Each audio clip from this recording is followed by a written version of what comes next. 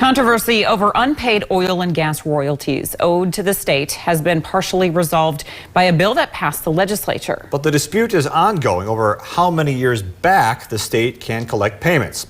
Those representing the oil and gas industry say the 7-year limit going back to 2013 is unfair. Those at the Department of Land Trust, however, say that limit might not be constitutional and could lead to a loss of millions of dollars that fund schools.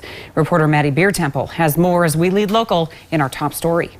To operate on state lands, about 100 oil and gas companies pay the state's Department of Trust lands, and most are up to date with payments, according to Land Commissioner Jody Smith. We have less than 30 that we would consider to be out of compliance. Those out of compliance owe interest plus a penalty rate up to 30%, dating back some 40 years when oil production first started in the state. Lawmakers passed a bill this legislative session to cut that rate in half to 15%. It also sets a retroactive statute of limitation to 7 years, meaning the Land Board can collect payments only as far back as 2013. North Dakota's Petroleum Council says that change is a big benefit to the industry. It puts clear parameters around the time in which the state can claim disputed royalties. But Smith says limiting the time frame the state can collect royalties would lead to a huge loss in revenue over time. By only going back 7 years, that leaves just about $70 million uncollected from previous year's royalties. And then as you compound that interest, you know, that number just balloons in the future.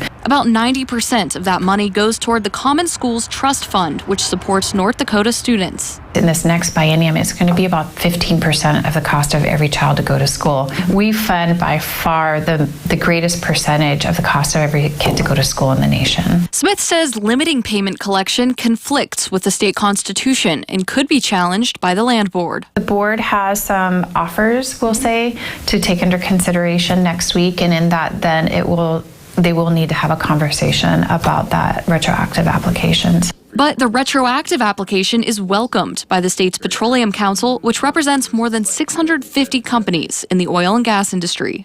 It's our belief and industry's belief that the legislature has the clear authority to establish statutes of limitations. It has statutes of limitations for everything from the state tax commissioner going back and claiming unpaid taxes, fees, and what have you by various state agencies. We see this as nothing different.